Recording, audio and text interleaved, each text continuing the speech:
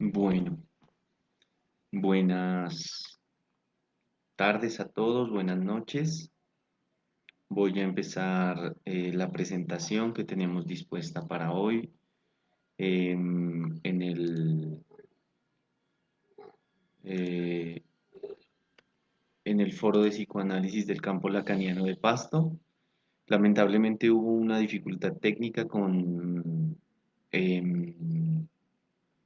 la página del foro en YouTube, entonces vamos a hacer la transmisión por este medio. Entonces, bienvenidos, gracias por acompañarnos. Vamos a esperar aproximadamente unos 3 a 5 minutos para que se vaya sumando la gente, ya que iniciábamos a las 6:30 y vamos como les digo, posteriormente eh, vamos a hacer un eh, vamos a hacer voy a compartir un material que he preparado para ustedes. Mm, Ustedes disponen del chat para los comentarios que está habilitado y en este sentido, pues empezamos en unos minutos. ¿De acuerdo? Muchas gracias por acompañarnos.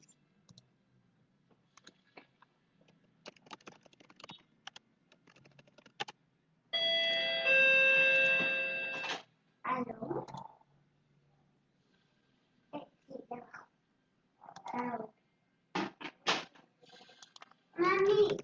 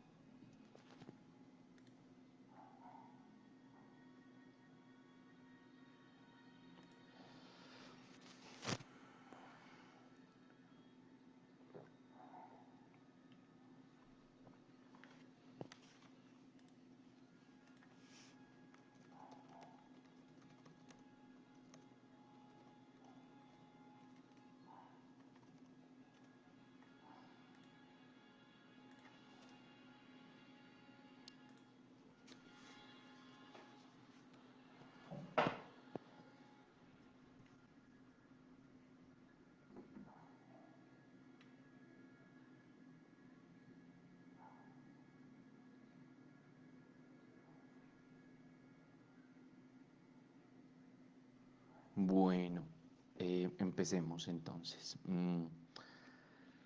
Bueno, el título que he traído para hoy se llama em, Variedades, em,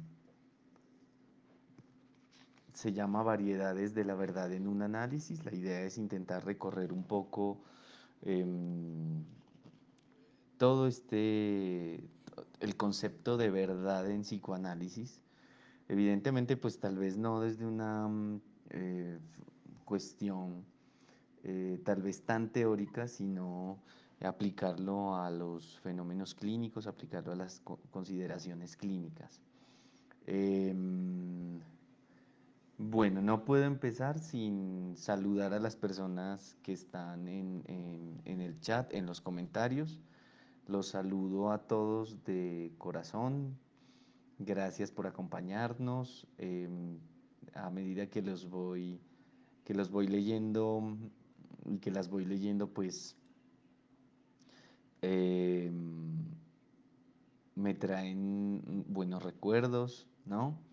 Y gracias por acompañarnos, de verdad.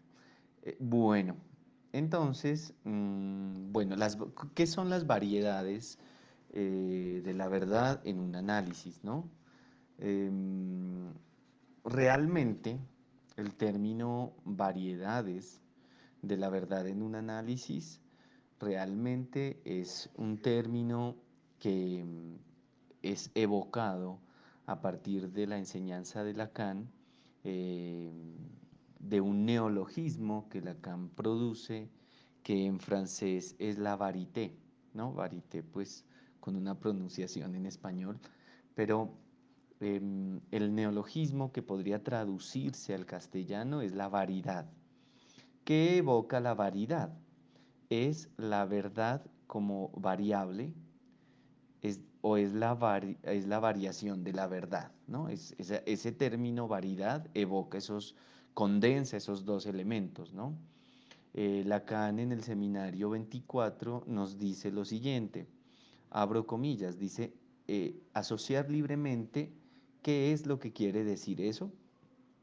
Es una garantía que el sujeto que enuncia va a decir cosas que tengan un poco más de valor, pero todos saben que el raciocinio, lo que se llama así en psicoanálisis, tiene más peso que que el razonamiento. ¿Qué tiene que ver un enunciado con una proposición verdadera? Habría que tratar, como lo enuncia Freud, de ver sobre qué está fundado ese algo que no funciona sino para la usura, cuya verdad está supuesta. Habría que abrirse a la dimensión de la verdad como variable, de lo que llamaré la variedad, varité, varité, con la E de variedad, varieté tragada, ¿no? Esa es la cita de Lacan que de alguna manera permite pensar el tema de la, de la varité, de la verdad como variable, ¿no? O de las variaciones, o de las variaciones de la verdad. Em, y en ese orden de ideas, lo que yo pienso es que antes de poder entrar en el tema de la verdad y la variedad, es qué importancia tiene la verdad en un análisis o más aún, qué podemos entender como la verdad, ¿no? Porque creo que para poder decir cuál es la importancia de la verdad en un análisis, primero hay que saber qué es la verdad y qué es la verdad en el campo psicoanalítico, porque la definición de verdad pues puede encontrarse por ejemplo en la lógica, por ejemplo en el campo religioso, en el campo de la hermenéutica religiosa, se puede encontrar en el campo del derecho, en el campo de la psicología, en el campo de la clínica, de la psicoterapia, en fin. Y en esa medida, pues lo primero que habría que responder es, ¿qué es la verdad? ¿Qué podemos entender como la verdad? ¿No? Vamos a dejar el tratamiento de esa variación en el análisis de la verdad un poco más adelante, pero preliminarmente quiero responder que en todo tratamiento del padecimiento psíquico, a medida que éste avanza, eh, quedan, genera, el tratamiento genera preguntas en quien lo va vivenciando, en quien lo va experimentando, en quien lo desarrolla. Em, ¿Qué preguntas encontramos, no? ¿Qué preguntas se formulan los pacientes y que manifiestan a nosotros? Por ejemplo, ¿por qué me sucede siempre lo mismo? Otra pregunta, ¿por qué escojo una y otra vez el mismo tipo de pareja? Otra pregunta, ¿por qué choco una y otra vez con la misma piedra? Muy típico del obsesivo, ¿no? Otra pregunta, ¿mis padres tienen la culpa de lo que me pasa, de mi sufrimiento?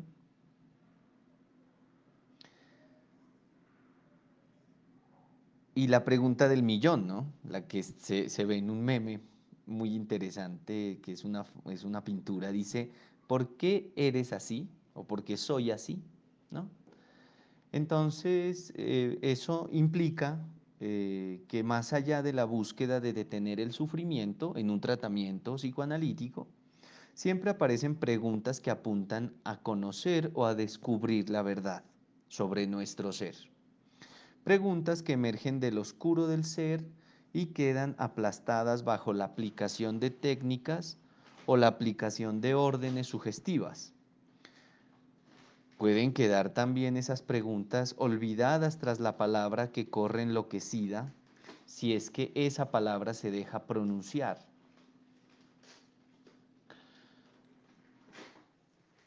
Es evidente que depende del tratamiento.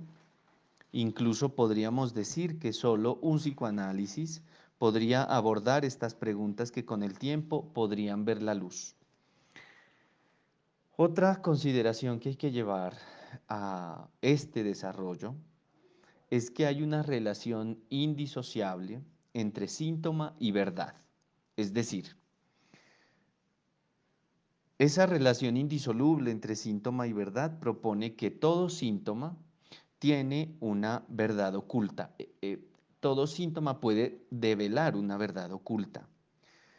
Y esa verdad está por fuera de la conciencia y por fuera del saber consciente. ¿Por qué digo esto sobre el síntoma? Porque efectivamente en muchas orientaciones podemos encontrar que se piensa que el síntoma es una anomalía, es la señal de una disfunción en el psiquismo, en el cuerpo, en donde ustedes quieran, pero muchas veces encontramos que hay concepciones sobre el síntoma que hacen que permiten ver que el síntoma es esa anomalía, ¿no? Esa anomalía que hay que destruir, esa anomalía que hay que borrar. Y es interesante como captarlo en ese sentido, porque de alguna manera eh, hay también toda una tradición antes de la aparición de la medicina, antes de la aparición de la medicina por fuera del campo mágico religioso, que planteaba que el síntoma podría ser claramente un castigo de los dioses, ¿no? Y muchas veces hemos encontrado personas que frente a este tipo de circunstancias dicen, no, es que Dios me está poniendo a prueba. Entonces se encuentra esa concepción del síntoma como una anomalía. La- la- el planteamiento del psicoanálisis es muy diferente porque plantea una relación indisoluble entre síntoma y verdad. ¿Qué quiere decir eso? Que gran parte del síntoma puede encerrar la verdad del ser o la verdad de un sujeto. Vamos a ver, no obstante, qué características tendría ese planteamiento. Como ustedes pueden ver, Lacan juega con la homofonía entre verdad, que es la vérité en francés, y variedad, que es la variété, donde trabaja la verdad del síntoma. Y esto nos lleva a plantear una cuestión con respecto a lo que dije anteriormente, y es que el síntoma tiene una cara de verdad, pero, adelanto un poco, no solo una cara de verdad. El síntoma tendrá otra cara que vamos a retomarla asintóticamente al final. Y de esta manera, pues el asunto de la verdad o variedad tiene una relación fundamental con el síntoma. De este modo, todo síntoma, más allá de ser una anomalía que debe ser curada, es portador de una verdad. Y esta verdad se revela en un psicoanálisis, en un tratamiento psicoanalítico. Esto, esta situación fue la que movió a Freud desde un inicio a captar los fenómenos del inconsciente, ¿no? Y en esta medida encontramos a un Freud corriendo, mm, corriendo detrás de la verdad, ¿no?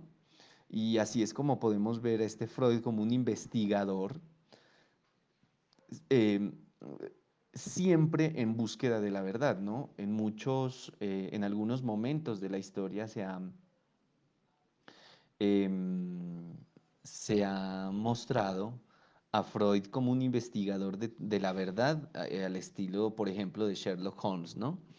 Em, y entonces la pregunta En este punto, sería el inconsciente es lo mismo que la verdad o algo del inconsciente corresponde homólogamente a la verdad. Es una pregunta con dos matices diferentes, ¿no? Veamos algo de lo que dice Lacan en el seminario 11.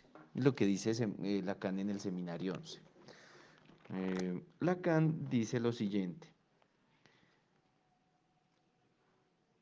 Dice, ¿qué es lo que impresiona? ¿Qué es lo que impresiona de entrada en el sueño, en el acto fallido, en la agudeza?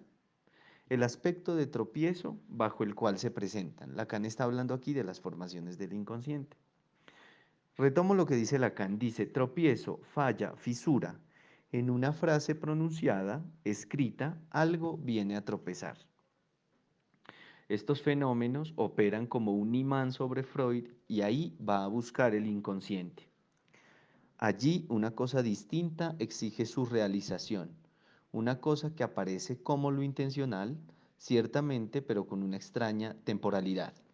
Lo que se produce en esta yancia, en el sentido pleno del término producirse, se presenta como el hallazgo. Así es como la exploración freudiana encuentra primero lo que sucede en el inconsciente. Hallazgo que es a un tiempo solución, no necesariamente acabada, pero que, por incompleta que sea, tiene ese no sé qué, ese acento tan particular, admirablemente destacado por Theodor Reik, destacado únicamente porque Freud lo señaló antes que él, que es la sorpresa, aquello que rebasa al sujeto, aquello por lo que encuentra a la par más y menos de lo que esperaba. En todo caso, respecto a lo que esperaba, lo que encuentra es invalorable. Hasta ahí la cita de Lacan.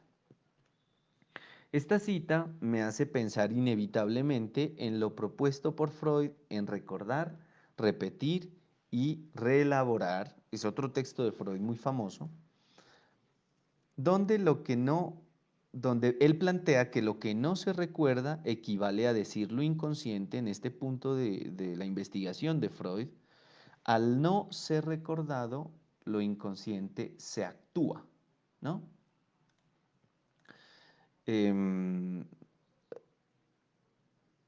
lo inconsciente se actúa sin ser recordado por el sujeto. Miren la paradoja, ¿no? Porque nosotros pensamos que todo pasa por la conciencia y por eso lo actuamos, por eso hay conductas, ¿no? Sobre eso. Pero Freud utiliza el término agieren en alemán para decir que lo que no se recuerda, precisamente por no recordarse, se actúa. Es decir, muchas de las cosas que hacen los sujetos efectivamente se repiten y se presentan en una repetición porque realmente pues no, no se recuerda.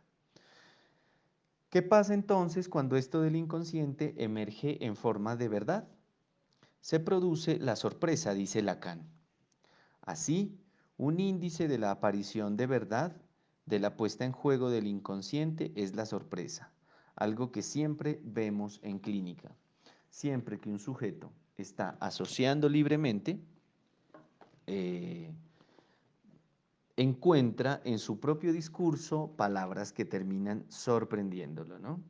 Y esto es muy interesante porque eh, de alguna manera eh, lo que sucede, lo que aparece, es que el sujeto dice algo en su asociación libre y termina asombrándose de haber dicho eso, ¿no? Lo que es muy revelador porque de todos modos, pues se tiene en cuenta que eso que él dice termina rebasándolo, termina revelándole algo de esa verdad, ¿no?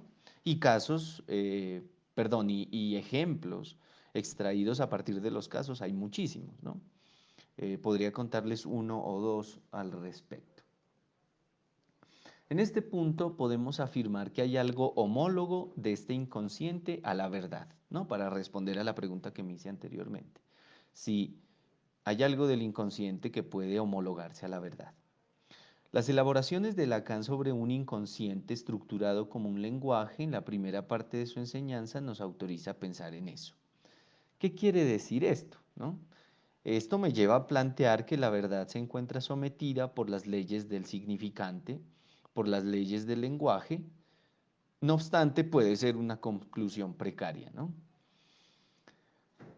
Bueno, desde los inicios, por otra parte, desde los inicios del psicoanálisis, Freud busca esa verdad escondida en los síntomas de sus histéricas. Esa verdad que vendría a liberarlas de su padecimiento. Es la idea que recorre un texto tan conocido como recordar, repetir y relaborar, un texto que ya lo había mencionado, en los términos de recordar a partir de la asociación libre. La base de esta elucidación se centra en la famosa posibilidad, en la famosa fórmula que tenía Freud de la posibilidad de hacer consciente lo inconsciente, ¿no?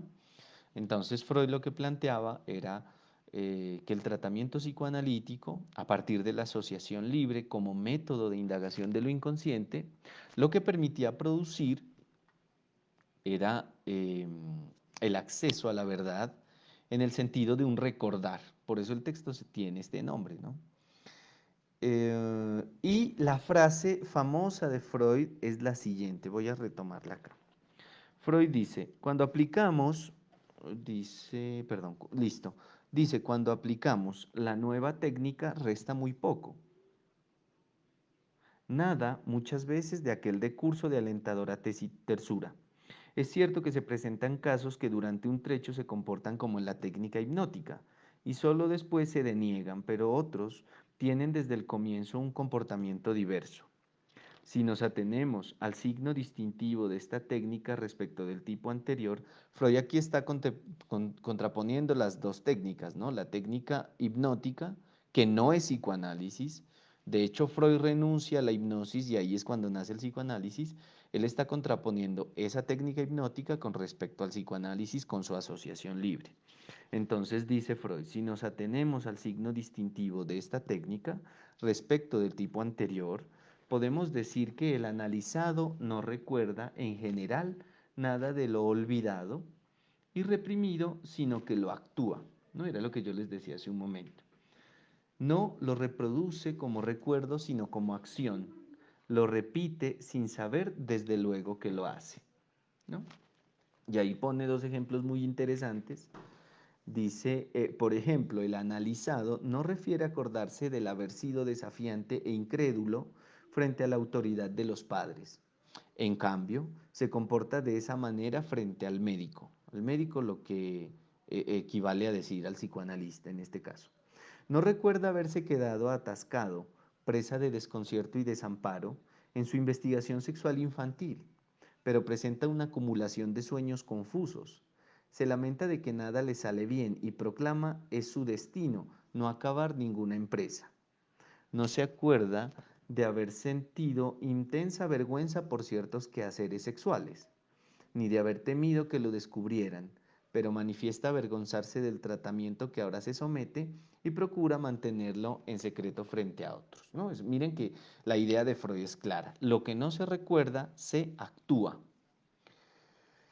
Eh, y al final me parece que dice una indicación muy interesante mmm, sobre esto, ¿no? Sobre las personas que pueden estar avergonzadas de entrar a tratamiento psicoanalítico, ¿no? De entrar a un psicoanálisis. Bueno, entonces podemos advertir la relación entre recuerdo, que podemos situar como la verdad, el actuar de lo reprimido y la repetición de lo que no se recuerda, ¿no? Entonces, la verdad no se recuerda, pero se actúa. Y sabemos que hay muchos de los casos de Freud que permiten pensar la demostración de esto, ¿no? Dos casos que ustedes habrán podido escuchar o habrán tenido como referencia. Un caso es Elizabeth y el otro caso, Elizabeth, que era el caso de una histérica de Freud, y otro es el caso del hombre de las ratas, ¿no? Ambos pacientes de Freud. Muy bien. Entonces, Freud busca la verdad del síntoma, eh, busca la verdad del síntoma, ¿no? Ya dijimos que va detrás de esa verdad del síntoma como un investigador, ¿no? Como un alguien que quiere encontrar la verdad. Y esa verdad se revela en el síntoma. Así la clínica de Freud podría situarse a partir de una doble signatura, de una doble signación.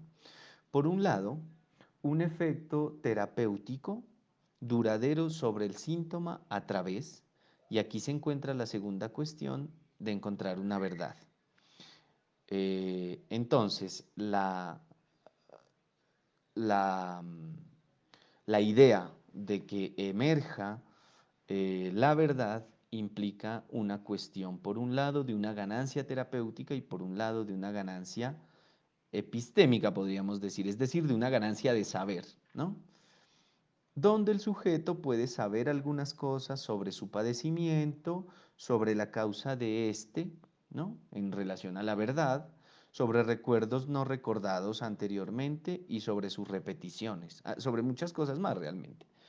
Pero es muy interesante cuando en algunas otras terapias se encuentra un sujeto que sufre, que padece y que termina aliviándose de ese padecimiento, pero no sabe por qué motivo se alivia. No sabe ni cómo, ni cuándo, ni por qué. En un análisis es al contrario. El paciente enfrenta esa verdad y eso es lo que lo alivia, ¿no? Es saber esa verdad, pero también poder enfrentarla, porque como vamos a ver, la verdad no siempre tiene un cariz, no siempre tiene una dimensión apaciguante, ¿no? Si no, hay que preguntarle a Edipo, que al conocer su verdad se termina arrancando los ojos.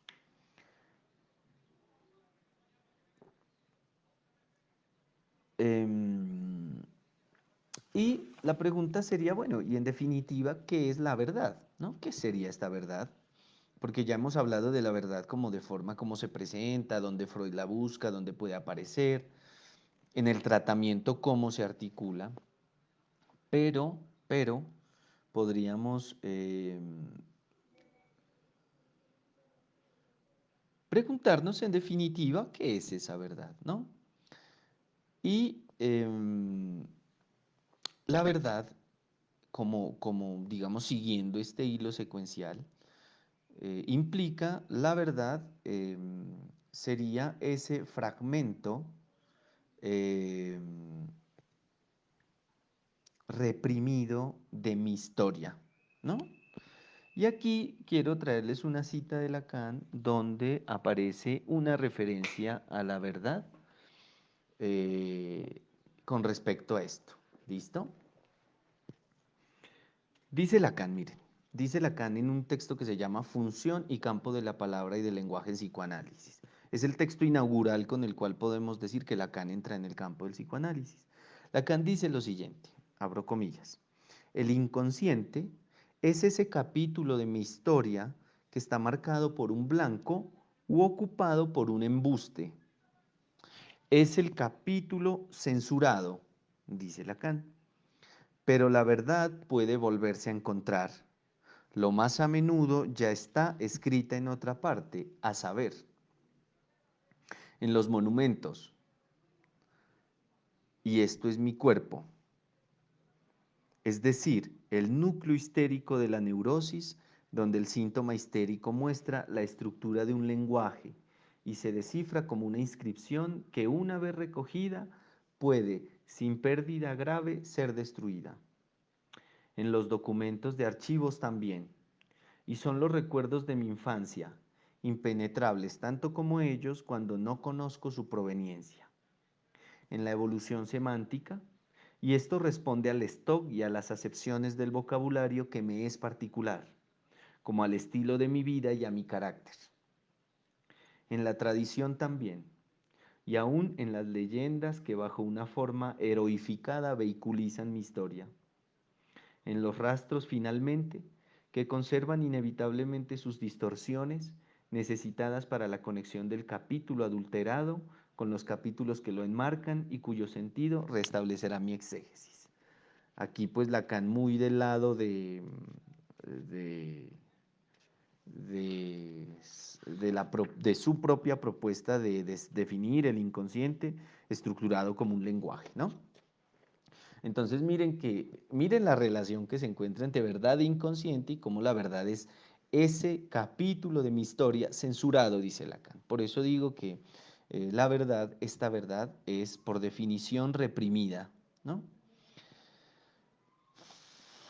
Y realmente hay muchas citas en la obra de Lacan donde podemos observar este tema de la verdad, ¿no?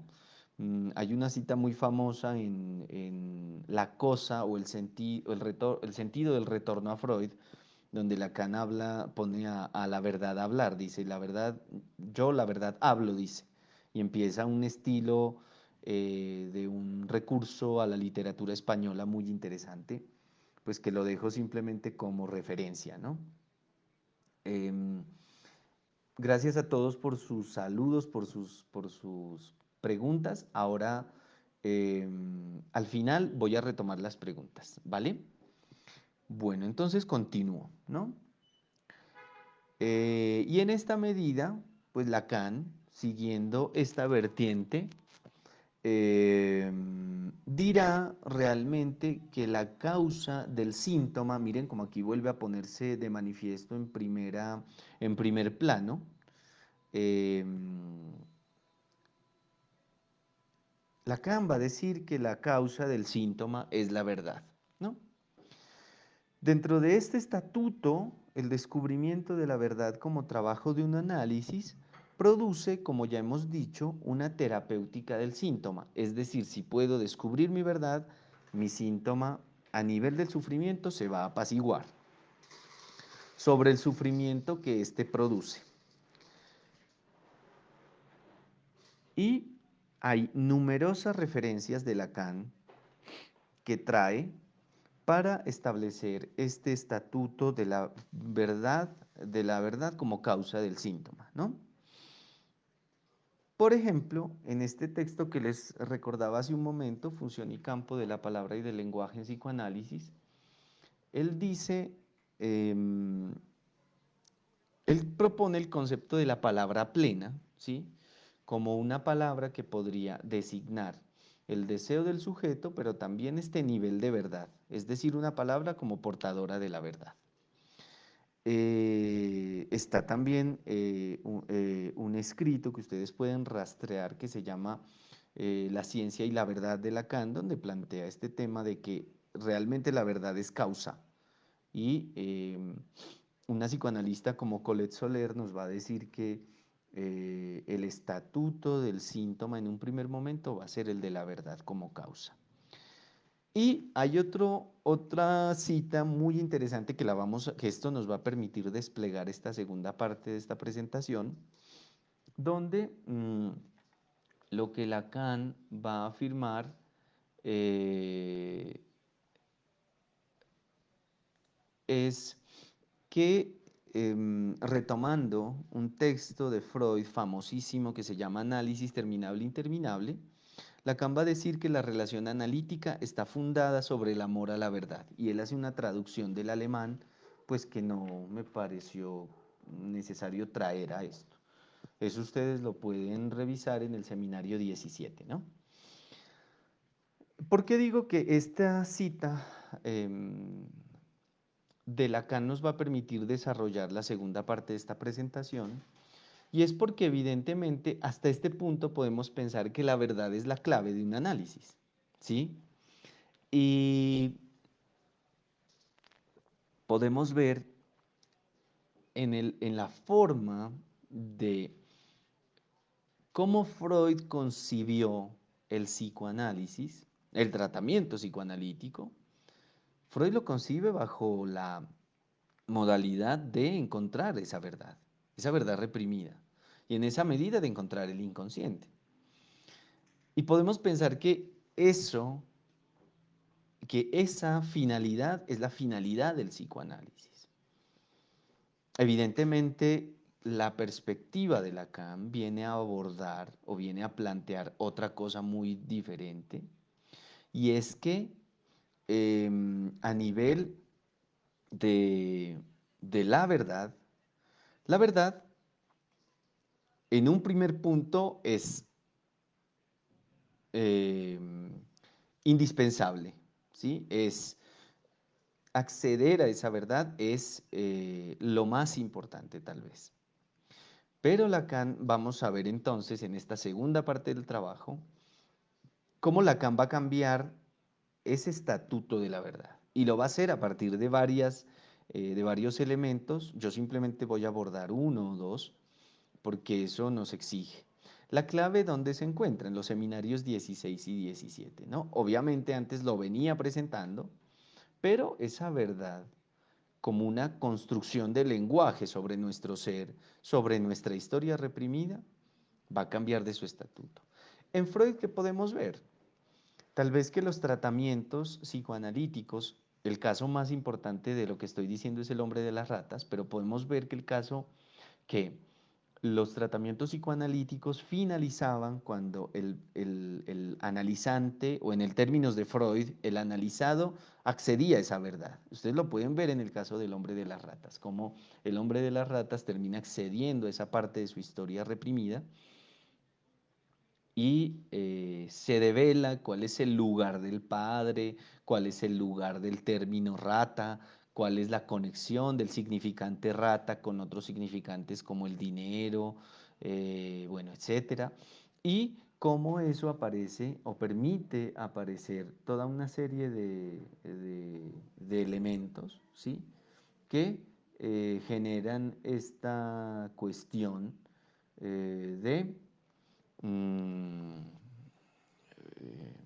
de hacerlo de ese modo, ¿no? De que el tratamiento en el tiempo de Freud, Freud pensaba que el tratamiento podía terminar cuando se accedía a la verdad. Y eso generaba una posición muy interesante que digamos, que me viene a la mente ahorita, y es que en Análisis Terminable e Interminable, este texto que les mencioné hace un momento, pues Freud dice que uno puede llegar a algo como un fin de análisis, pero la idea es que siempre la persona pueda volver donde el psicoanalista cada tanto tiempo, creo que Freud ahí habla de 4 años más o menos, donde termina diciendo, pues, es como, yo siempre lo comparo con casi como hacerse un mantenimiento, ¿no? Como llevar, perdonen lo vulgar del ejemplo, pero uno podría pensar, es como llevar el carro a que le cambien el aceite, ¿sí? Entonces, cada tanto kilometraje, cada tanto tiempo, cada tantos años, pues cada tantos años en el caso del análisis, hay que llevar su psiquismo, hacer como, no sé, como visto, pues como captado por parte del psicoanalista, ¿no?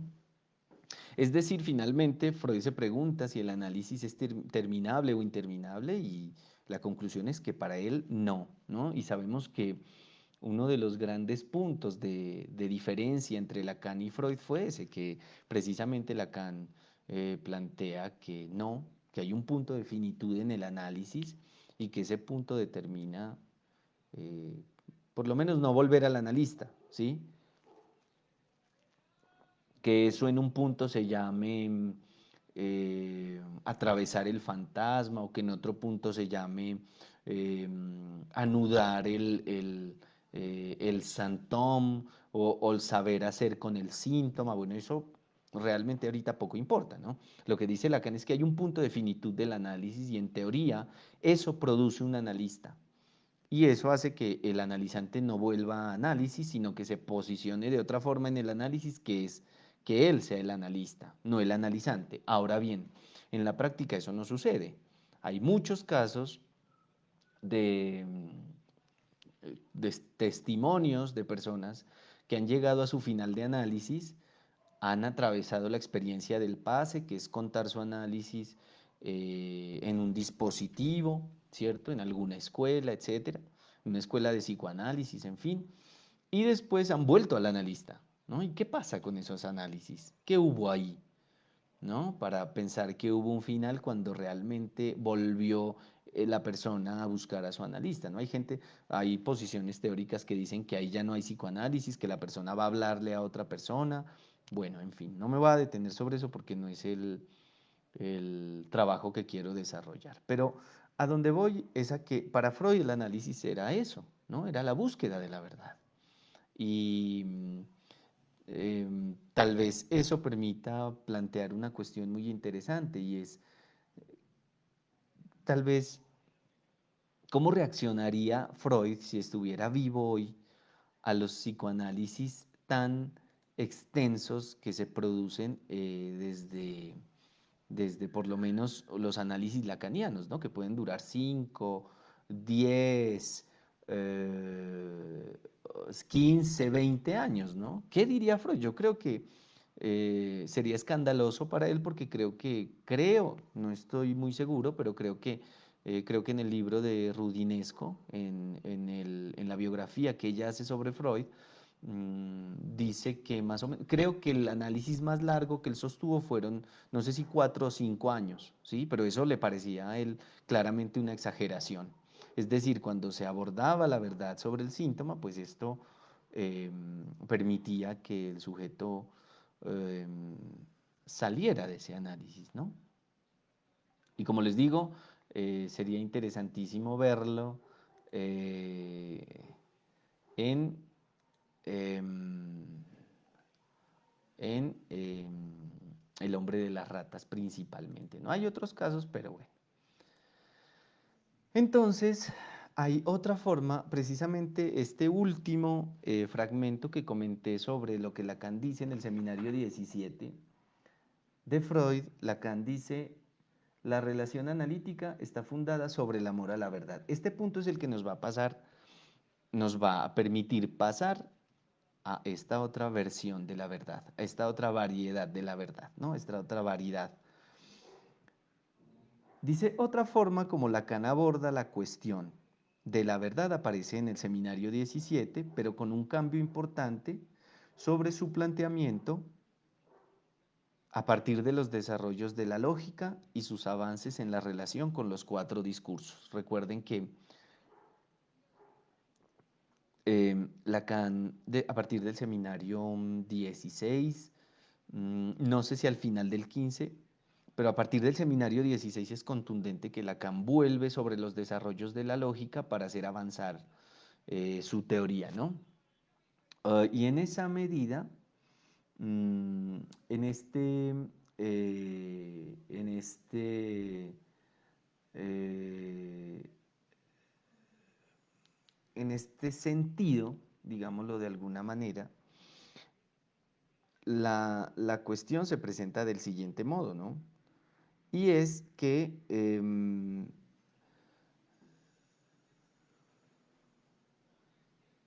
Lacan en el seminario 17 plantea su teoría del lazo social y de los discursos, ¿no? Y este cambio va a aparecer vinculado directamente a lo clínico, puesto que va a permitir establecer los límites de la verdad en un análisis, ¿no? Para esta operación, Lacan toma la definición de lo real como lo imposible de articular simbólicamente, ¿sí? Es decir, la verdad como una articulación de lo simbólico, al estar hecha de decir o también de lenguaje, sin querer decir que decir y lenguaje sean lo mismo, la verdad es impotente para demostrar lo real.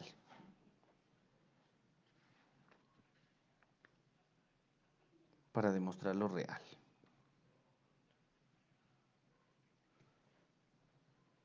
No sé si se escucha bien. Tengo un mensaje acá de que no se puede reproducir el video. ¿Me pueden, por favor, retroalimentar? ¿Se escucha bien o no se escucha o no se mira? Salí.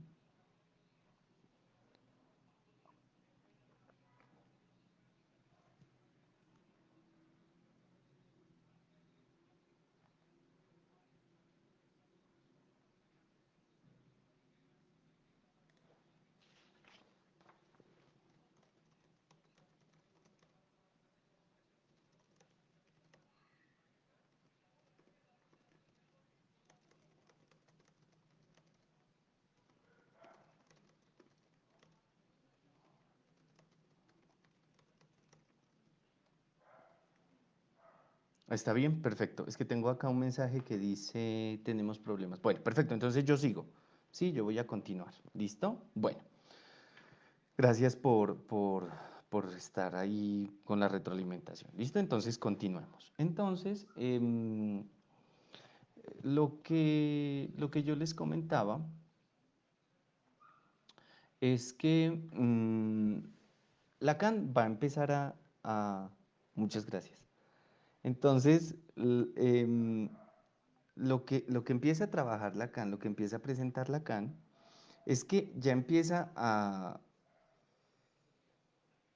tal vez a analizar el concepto de verdad a la luz de lo real, ¿no? O empieza a analizar el tema de la verdad con respecto a lo real, ¿no?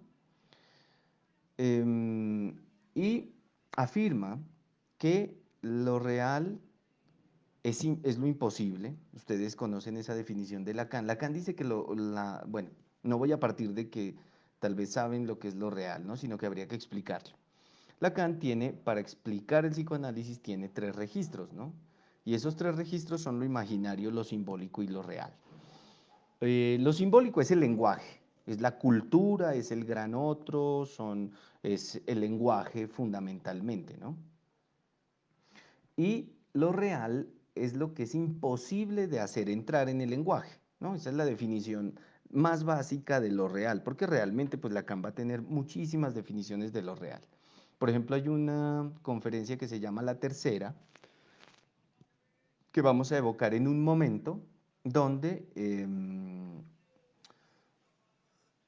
Lacan da, por ejemplo, tres definiciones de lo real, ¿no? Entonces, pero la definición más básica de lo real es lo imposible de hacer entrar en el discurso. Un ejemplo para decir lo real, uno de los ejemplos es la muerte, ¿sí? ¿En qué sentido la muerte es lo real? En que nosotros podemos inventar 1000 religiones para intentar asimilar lo que pasa después de la muerte y realmente no lo sabemos y no lo vamos a poder saber. Esa es una tarea de los dioses. Solo los dioses han atravesado la muerte y han contado la historia después de la muerte. Ahí está Jesús, está Dionisios, está, por ejemplo, el mito de Osiris, ¿sí? Em, que son seres que han logrado trascender la muerte. Nosotros no, nosotros pues somos como cualquier otro feligrés, ¿sí? Y en esa medida pues tenemos en cuenta que em, eh, no podemos atravesar la muerte, ¿no? Incluso podemos inventar 1000 religiones, podemos hacer 1000 ritos mortuorios para saber qué pasa con esa alma que parece que ya no está, si es que puedo hablar del alma, y realmente pues no podemos saber qué es lo que hay ahí, ¿no? ¿Qué es lo que hay ahí? La muerte es eso, es un real que por más lenguaje con lo que lo intentemos recubrir, no podemos, ¿sí? Hay muchas cosas que nos podrían ejemplificar lo real, ¿sí? Pero ahí es donde Lacan dice que lo real es lo imposible. Y la verdad, siendo simbólica, es decir, siendo de lenguaje, siendo hecha de lenguaje, Lacan dice, al hacer contraponer la verdad con lo real, pues entendemos esta cuestión, ¿no? ¿Qué es la cuestión que hemos de entender? Que la verdad es impotente para demostrar lo real. ¿Qué es lo que va a decir Lacan? Quiero leérselos para que, es una cita muy interesante. Mm, dice sobre este punto, ahí está, en este punto, en el seminario 17, Lacan está comentando el tema de el análisis es el amor a la verdad, ¿no? Y Lacan dice lo siguiente, mire. En fin, tengan en cuenta lo siguiente. Si algo debe inspirarles la verdad en caso de que quieran sostener el análisis, no es ciertamente amor. Miren cómo Lacan casi que va totalmente contrario a Freud. Dice, en fin, tengan en cuenta lo siguiente. Si algo debe inspirarles la verdad en caso de que quieran sostener el análisis, no es ciertamente amor, ya que la verdad en esta ocasión es la que hace surgir aquel significante, la muerte. E incluso Según todas las apariencias, si algo puede dar un sentido distinto a lo que Hegel anticipó, es precisamente lo que Freud, de todos modos, había descubierto en aquella época y que calificó como pudo como instinto de muerte, a saber, el carácter radical de la repetición, esa repetición que insiste y que caracteriza como ninguna otra cosa a la realidad psíquica del ser inscrito en el lenguaje. Mire lo que dice aquí. Puede que la verdad no tenga otro rostro. No es para volverse loco. Ahí miren que critica esa posición anterior de volverse loco por una verdad en el análisis.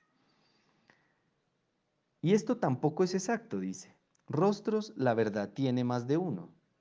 Miren que ahí uno podría pensar, no hay verdad sino variaciones o variedades de la verdad. Pero precisamente lo que podría ser la primera línea de conducta a mantener por parte de los analistas consiste en ser un poco desconfiado, en no volverse loco de repente por una verdad, por el primer asomo de ella que se encuentre al doblar la esquina, ¿no? Miren lo interesante. Dice por acá, mire, la verdad es algo que se experimenta. Lo que no quiere decir en absoluto, sin embargo, que ella conozca algo más de lo real, sobre todo si hablamos de conocer y si se recuerdan las características que tiene lo que yo indico acerca de lo real. Ahí que está diciendo lo que les dije antes. Mire lo que dice, lo real, si lo real se define por lo imposible, se sitúa en la etapa donde el registro de una articulación simbólica se encuentra definido como imposible de demostrar. Esto, dice Lacan, es lo que puede servirnos para medir nuestro amor de la verdad, ¿no? Es una cita completamente esclarecedora en el sentido de que aquí lo que hace Lacan es darle otro estatuto a la verdad, muy diferente del que venía planteándose, ¿no? Este punto es supremamente importante porque permite situar a la verdad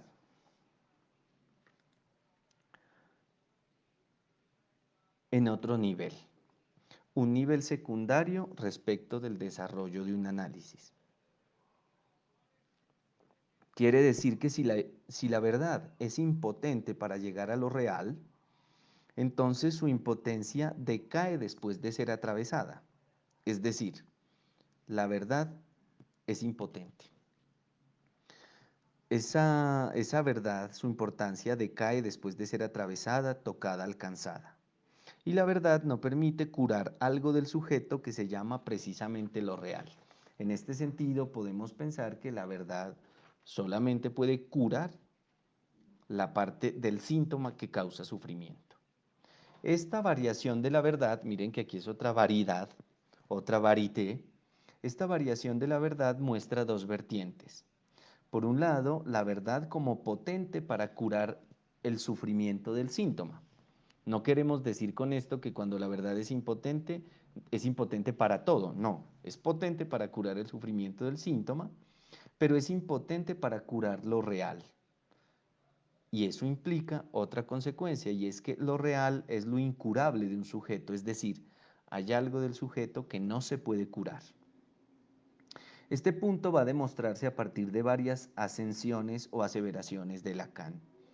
Les voy a simplemente a leerlas, ¿sí? ¿Qué dice? Por ejemplo, en el seminario 17 y en el seminario 21 dice, la verdad es un medio decir, es decir, la verdad, no se puede decir toda. Otra ascensión de Lacan dice, la verdad es mentirosa, ¿no? Lo dice de una manera muy interesante, lo dice de la siguiente forma. Dice, no hay verdad que al pasar por la atención no mienta. La verdad es mentirosa. Miren, digamos, de alguna manera es chévere porque implica esa paradoja de lo que es la verdad, ¿no? Una verdad es mentirosa y eso tiene consecuencias muy interesantes, sobre todo en la clínica. ¿Por qué? Porque ahí, por ejemplo, cuando doy clases de clínica en la universidad, los estudiantes me preguntan, profe, no, estudiantes que se forman para psicólogos, pero me dicen, profe, ¿cuándo la verdad? Cuando un paciente lo que dice es verdad, ¿cómo podemos saber si lo que un paciente dice es verdad? ¿No? como si se tratara de que el psicólogo o como si se tratara de que el psicoanalista eh, estén detrás del paciente constatando lo que dice en su sesión para saber si es verdad o mentira. No, de eso no se trata. ¿Qué quiere decir? Miren, si nosotros entendemos que la verdad es mentirosa, quiere decir muchísimas cosas. Una de ellas, que todo lo que diga un paciente en un psicoanálisis o en una sesión es importante en la medida de que lo está diciendo, no en la medida de que si es verdad a nivel de que se pueda constatar eso en la realidad, ¿sí? Si lo dice el paciente es importante, así sea una mentira, así sea un engaño, porque ese engaño pues puede llevar a la verdad. ¿Qué quiere decir? ¿Qué otra cosa quiere decir a nivel práctico? Y es que un paciente puede, como les digo, puede estar mintiendo, pero en esa mentira se encierra algo de la verdad que se descubre con las sesiones, con el tiempo, con el pasar del tiempo. Entonces miren que tal vez esa paradoja que Lacan presenta en esa frase, pues muestra que en la clínica para el analista no es importante tal vez constatar si lo que dice el paciente es verdad en relación con lo verdadero, es decir, con lo que se puede constatar en la realidad, como les decía antes, sino en relación con lo que él dice. Si él lo dice, es supremamente importante y hay que tomarse como esa verdad que puede mentir, que miente de hecho, ¿no? Y también quiere decir que a partir de varias mentiras se puede alcanzar la verdad y que incluso una mentira puede estar diciendo una verdad, ¿no?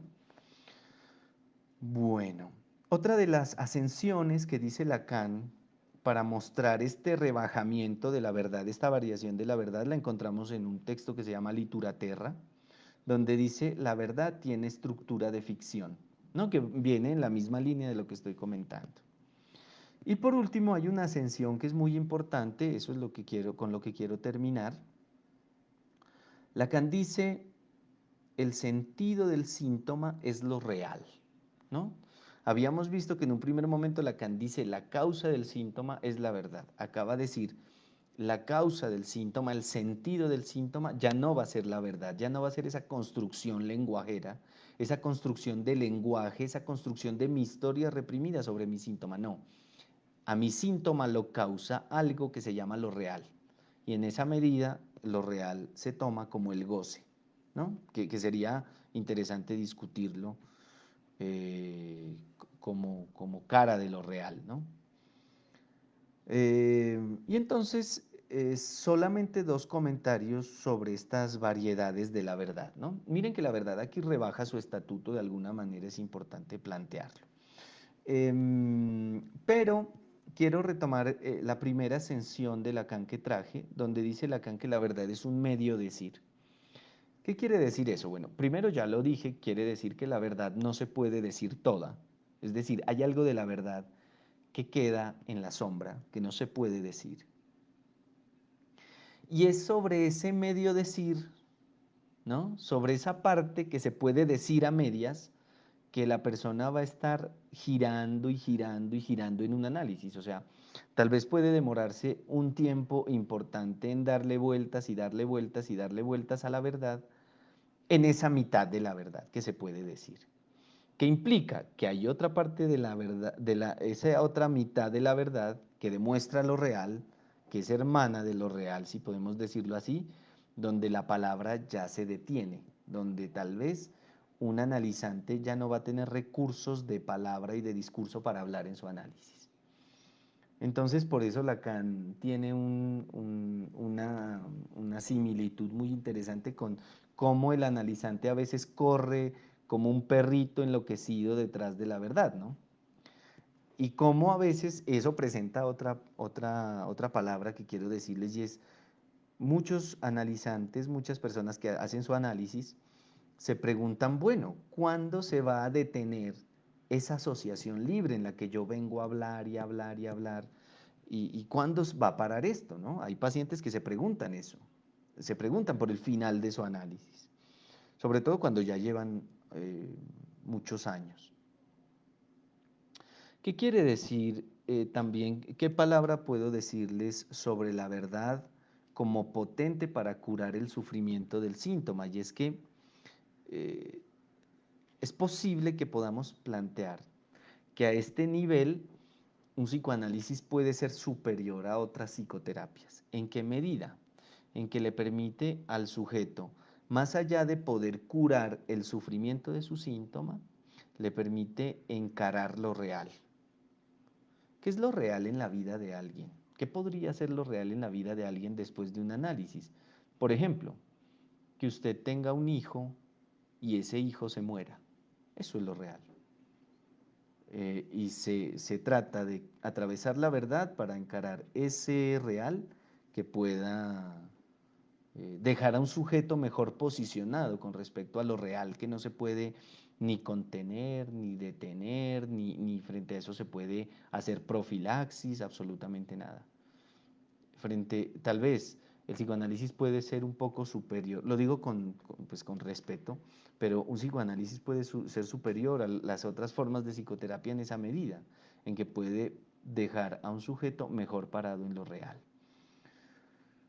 Bueno, quiero terminar con eso.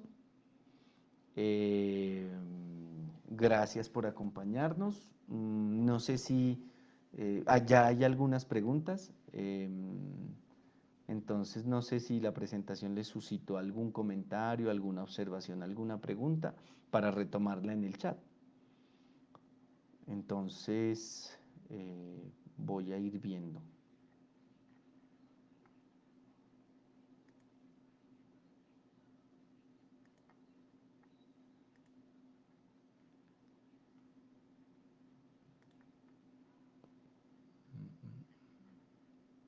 Bueno, aquí hay una pregunta. Bueno, para los que entraron después, les envío un gran saludo. Siempre es un gusto volverlos a encontrar. Gracias por acompañarnos. Les mando un saludo a todos y un abrazo desde acá. Bueno, hay una primera pregunta de Carlos, de Carly, ¿cómo Carlos? Me olvidé de tu apellido. Bueno, Carlos me pregunta, ¿por qué la verdad es trágica?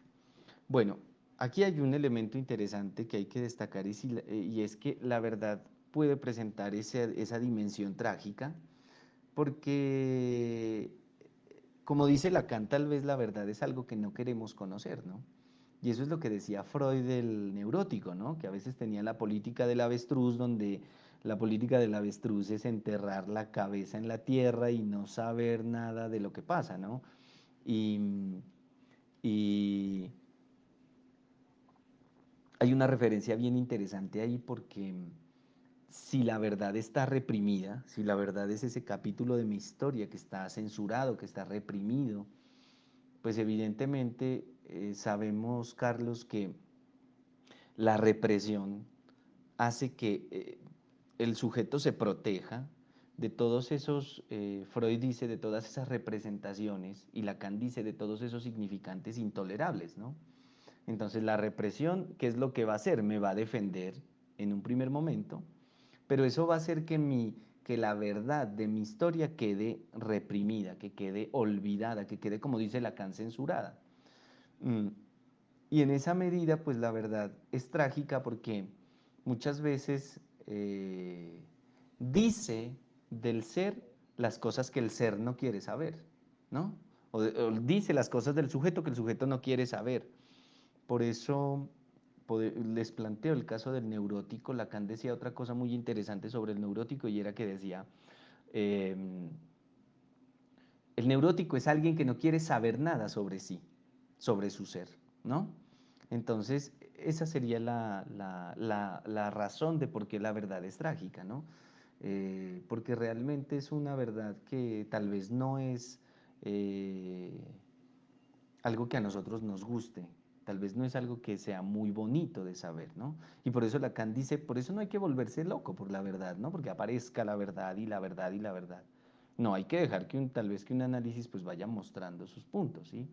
Y también de que un análisis permita que un sujeto afronte lo real, ¿no? Bueno, espero, Carlos, haberte respondido. Ahorita retomo tu otra pregunta. Maggie, Onasol dice, existe la verdad y la verdad. Sí, realmente cuando Lacan habla de las variedades de la verdad, cuando habla de la variedad de la verdad, es que hay variaciones de la verdad. Eso quiere decir pues que la verdad no es única, la verdad no es toda la misma para los mismos, para todos los sujetos, y la verdad no es eh, y la verdad tiene esa estructura de mentira, ¿no? Tiene esa estructura de ficción. Cuando pensamos en eso, es obvio que la verdad tiene un sentido fantasmático, es decir, para cada sujeto en su fantasma retumba de alguna manera. ¿Qué quiere decir eso? Pues que para una persona su verdad será su verdad y eso es algo singular, digamos, en su experiencia. Bueno, Alexander Ponce, muy interesante el tema. Gracias, Alexander, por acompañarnos. Bueno, Carlos vuelve a preguntar, si hay que recurrir cada tanto al analista, ¿puede decirse que la verdad es cambiante y no haya una verdad contundente? Podemos pensar que la verdad es cambiante, ¿sí? Más bien que no haya una verdad contundente, porque realmente la verdad contundente sería que, no hay, que la verdad es impotente, ¿sí? Entonces, la idea de que habría que recurrir al analista cada tanto era de Freud. Lacan dice, no, no, realmente esa no es la idea. La idea es que un análisis se atraviese por la parte de la verdad en el sentido de que la verdad va a demostrarle a un sujeto que esa verdad no lo va a curar de lo incurable que él tiene. ¿Qué es lo incurable? Lo real. Y lo real a nivel de su propio goce, ¿no? Y en esa medida, eh, mira, Carlos, que la verdad queda reducida a un segundo plano, a un plano muy secundario en la medida en que lo que es importante no es tanto esa verdad, sino es llegar al punto donde la verdad es impotente y eso lleve a lo real. ¿En qué sentido lo real? En el sentido de que el sujeto pueda enfrentarse con ese real, ¿no? Y ahí hay muchísimas definiciones de Lacan, por ejemplo, el tema de que un final de análisis es saber hacer con el síntoma, por ejemplo, es decir, lo real que antes te causaba sufrimiento y te permite un saber hacer. Y sobre eso hay muchísimos testimonios de personas que han finalizado su análisis y que han pasado a ese punto, ¿no? De saber hacer con ese síntoma.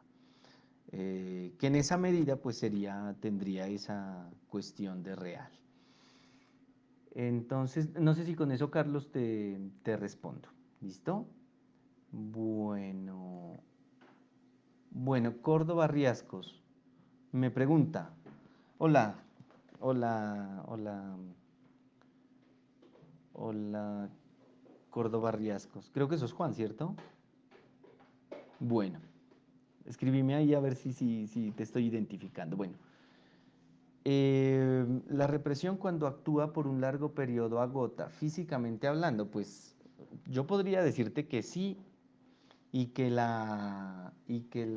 paradigma de eso es la histérica, ¿no? La histérica que se termina enfermando por este retorno de lo reprimido de un elemento que es intolerable para la conciencia y que ha sido reprimido que ha sido reprimido, ¿sí? Y en esa medida, claro, no solo un agotamiento físico, sino un agotamiento psíquico, una producción de síntomas, una caída de muchas cosas, una caída de muchas cosas, como por ejemplo de, del ánimo, del interés de trabajar, decía Freud, de las relaciones amorosas, es decir, muchísimas cosas. Realmente se agotan cuando aparece la represión. Por eso Freud decía, miren que cuando Freud empieza también a cuestionarse en el tema de la represión, Freud dice algo muy interesante. Él dice algo así como, la represión es una forma de defenderse, es la forma de defenderse por excelencia, pero es una pésima forma, ¿sí? Es una pésima forma de defenderse. Entonces, ¿eso qué implica? Pues que la represión tiene su costo. La represión no es infinita, ni la represión se puede sostener todo el tiempo. No, la represión de hecho falla. Cuando dormimos empezamos a, ¿a qué es? Esa represión permite pasar cosas. Cuando nos acordamos de nuestros sueños la represión falla, ¿sí? Por eso dicen que lo lindo de Freud fue haber inventado el psicoanálisis a partir del fallo de la represión. Es decir, que si la represión no hubiera fallado, realmente eh, no, no hubiera existido el psicoanálisis, ¿no? Entonces sí, hay un agotamiento en todos los niveles y también en el físico. Bien, Juan, listo, te identifiqué, Juan Córdoba. Vale. Hay otra pregunta de Carlos donde me dice, si la verdad es incómoda, ¿cuál es la verdad que ayuda en la terapia del síntoma?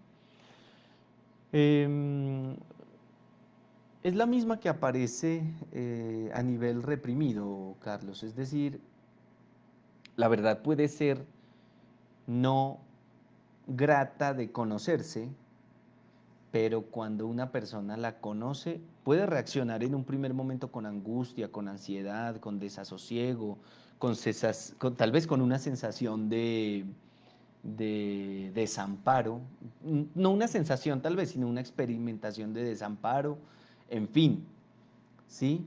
Pero es clarísimo que eso termina aliviando al sujeto. Entonces, es esa verdad incómoda la que aparece y que puede generar en un primer momento efectos negativos, pero posteriormente termina siendo terapéutica. Es esa, es la misma verdad reprimida, Carlos. Em, el tema es que el sujeto prefiere no saberla, no saber esa verdad, porque es displacentera, ¿no? Lo que pasa es que un análisis te lleva a ti, si te enfrenta con esa verdad reprimida que es incómoda y que no quieres conocer, pero te termina enfrentando contra eso. Y cuando te termina enfrentando contra eso, pues aparece necesariamente el tema del alivio, de lo terapéutico del psicoanálisis, ¿no? Em, bueno, a ver, Mafe Bastidas me dice, hola, profe. Hola, Mafe. Primero que todo, muchas gracias y le quisiera preguntar con respecto a aquella verdad mentirosa que se genera con respecto a la cura durante un análisis. ¿Cómo se llega a diferenciar una verdad real a una verdad mentirosa? Muchas gracias, un fuerte abrazo. Un fuerte abrazo, Mafe. A ver, esta pregunta es interesante, es importante en la medida en que permite captar cuál es la diferencia entre la verdad, tal vez en un sentido intuitivo, como la pensamos intuitivamente, y lo que el psicoanálisis llama verdad, ¿sí? Eh, y entonces, em, la verdad, la verdad, no. A ver, cuando Lacan empieza en el seminario 17, hay una clase que se llama La verdad, hermana del goce. Y en esa clase Lacan empieza a tomar los planteamientos de los lógicos, donde se afirma más esta medida de verdad desde el lado como lo entendemos intuitivamente, ¿no? Que es que a toda afirmación se le puede poner un falso o un verdadero y decir, bueno, por ejemplo, ahorita, en este momento, yo digo es de noche. A esa afirmación, a esa proposición, se le puede decir verdadero o falso. Si es de noche, pues es verdadero, ¿sí? Y entonces Lacan toma por ese sesgo la lógica para la lógica en relación con la verdad para empezar a hablar de qué podría ser la verdad para el psicoanálisis. En esa medida, Mafe, la verdad real en psicoanálisis se entiende como eso, se puede pensar como lo verdadero, ¿no? ¿En qué medida lo verdadero? En la medida en que un paciente me dice algo que pasa realmente, ¿sí? Entonces, a eso es cuando tú dices la verdad real, pero en un análisis eso no nos interesa, eso no le interesa al analista. ¿Por qué? Por razones prácticas. Primero, porque tú no sabes, tú no puedes saber si lo que te está diciendo el paciente es verdad en el sentido de lo verdadero o en el sentido de esa verdad real o es una mentira. ¿Me entiendes? Uno no anda detrás del paciente con unas gafas y un sombrero y un gabán ahí como viendo, el paciente dijo que iba a hacer esto, entonces uno va a ver, no, pues eso no es, el psicoanálisis no se establece a partir de eso, ¿sí? Primera instancia. O sea, en razón práctica, pues eso no es un psicoanálisis, no sirve. No quiero decir que el analista, pues, esté en una posición como de desconocer la realidad, ¿no? Obviamente, pues. Pero en cuanto a la verdad, eso no sirve, ¿sí? En un análisis. En un análisis, entonces, retomo algo que dije en la presentación y es que en una sesión de psicoanálisis lo que sirve realmente es lo que el paciente diga, sin importar si hay mentira o hay verdad en el sentido de que eso haya pasado en la realidad. Eso, lo que el paciente dice, se convierte en una verdad o debe tomarse en cuenta en relación con la verdad por el simple hecho de que lo dice. Por eso el psicoanálisis, a diferencia de otras disciplinas o de otras terapéuticas, lo que más, usted sabe que lo que más le da importancia, a lo que más le da importancia es a qué, a la cuestión de lo que un paciente dice, ¿sí? Entonces, en un análisis lo importante es lo que un paciente dice, sea mentira o sea verdad en el sentido de la realidad, ¿no? En el sentido de que haya pasado eso realmente o no. ¿Por qué le digo esto? Porque muchos de los pacientes a veces dicen mentiras, a veces dicen cosas que no son, pues, verídicas, digámoslo de alguna manera. Pero al decirlas en un análisis cobra importancia por el simple hecho de decirlas. Y cuando hablamos de que una verdad es mentirosa, puede decir que cuando se dice una verdad tenga esta estructura de mentira, pero también se puede pensar que a partir de varias mentiras se puede acceder, de varios engaños al analista se puede acceder a una verdad, ¿no? Y en eso quiero traer el caso un caso, una viñeta que escuché alguna vez de un colega, donde él decía, por ejemplo, que antes de la pandemia, por supuesto, él atendía en el consultorio y que había un paciente que llevaba su dinero a pagarle y cuando le pagaba siempre le metía un billete falso, ¿no? Siempre le pagaba o sea, le pagaba con varios billetes y entre esos billetes siempre había un billete falso. ¿No? Miren ahí la dimensión de engaño y la dimensión de que uno podría pensar ahí, hay una dimensión de no verdad. Pero ¿eso qué quiere decir? Eso es la verdad. Es decir, cómo esos engaños o esas mentiras nos pueden llevar a una verdad. Entonces, esa es la diferencia.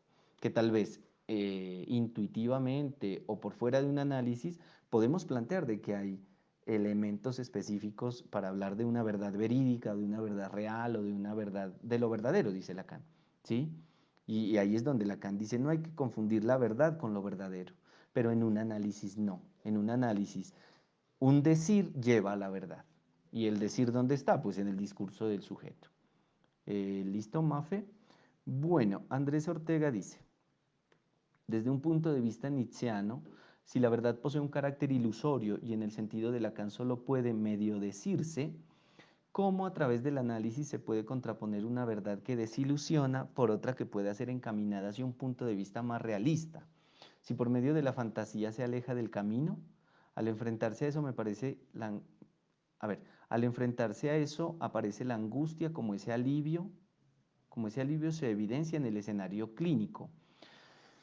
A ver, lo que pasa es que yo en la pregunta veo algo, Andrés, y es que es como si uno como analista debería encaminar una verdad, ¿no? Tal vez más realista. Ya les estoy tal vez empalmo lo que voy a responder ahorita con lo que le respondí a Mafe, y es que eh, en un análisis, en una sesión analítica o en un psicoanálisis, en un tratamiento psicoanalítico, eh, no hay esa verdad que sea más realista o que pueda ser encaminada hacia un punto de vista más realista. Eso no existe. ¿Por qué? Porque lo que aparece como índice para encontrar la verdad, ¿qué es? Lo que el sujeto dice. Y en eso puede estar diciendo una verdad o una mentira en el sentido de lo realista, pero es importante tomarlo por el hecho de que lo dice. Quiero como dejar muy claro eso, ¿sí?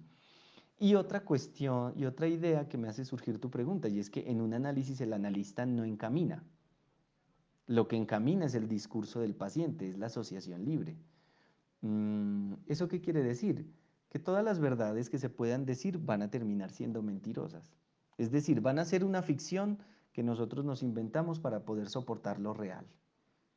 Entonces, en esa medida, pues podemos ver relaciones hacia la angustia, relaciones hacia eh, todo lo que pueda aparecer en un análisis. ¿Listo, Andrés? Entonces, bueno, quisiera saber si con eso te respondo o podemos problematizar un poco más. Saludos, Evangelina, desde México, querido México lindo.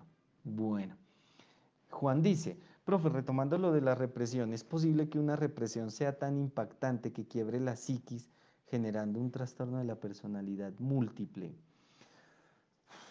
Pues realmente depende de qué teoría del psicoanálisis se pueda responder y se pueda hablar, ¿no? Porque ya pensar en la represión permitiría hablar de algo parecido, no lo mismo, ¿no? Porque si no, después aquí confundimos cosas. No lo mismo, sino puede generar algo parecido como una personalidad múltiple. ¿En qué sentido se lo respondo? En que la represión, dice Freud, en un primer momento, por supuesto, de su teorización, dice la represión es la que genera la separación entre lo consciente y lo inconsciente. Ahí ya habría, si lo tomamos de esa manera, ya habría como dos personalidades, ¿no? Lo que en psicoanálisis pues realmente no se suele decir, no se suele utilizar, ¿no? Pero ¿eso qué quiere decir? Pues que el inconsciente es el discurso del otro en el sujeto. Ahí podríamos pensar, ya hay dos viviendo ahí, ¿sí? Ya hay dos personas viviendo ahí, hay dos personalidades, pero bueno, no es tan justo llevarlo hasta ese punto, ¿no? Em, y le digo que hay que ver desde qué parte de la teoría se lo toma, porque desde el psicoanálisis lacaniano, pues por lo menos hasta lo que he leído, no he encontrado referencias sobre la personalidad múltiple, pero sí en ciertas teorías de los postfreudianos encontramos, sobre todo cuando emigran a Norteamérica y hacen del psicoanálisis otra psicología del yo, em, lo que se ha encontrado es que ellos hablan, por ejemplo, de los borderline, ¿no? O de las personalidades múltiples, bueno, en fin. Y ahí hay una amplia teoría que habría que revisar, Juan. Entonces, como yo no soy especialista sobre ese tema, puedo decirle hasta ahí. Sé que hay en ellos mucha teorización sobre eso, pero no la conozco, no la he leído. Entonces, por el lado del psicoanálisis lacaniano le podría decir que no. Por el lado de los prosfoideanos le podría decir que sí, pero habría que revisar dónde se lo puede encontrar. ¿Listo? Yo creo que tengo algunos textos que le podría compartir, pero no lo conozco. La verdad, no lo conozco. ¿Listo? Bueno, bueno. Entonces, no siendo más, pues viendo que no hay más preguntas, les agradezco muchísimo a todos a que nos hayan acompañado. Les agradecemos que nos permitan compartir con ustedes los espacios del foro, estos espacios que están pensados realmente para ustedes, estos espacios que mm, intentan como establecer el trabajo del foro de psicoanálisis desde esta ciudad de Colombia que es Pasto. Gracias por todo y les mando un gran abrazo. Que estén muy bien. Chao.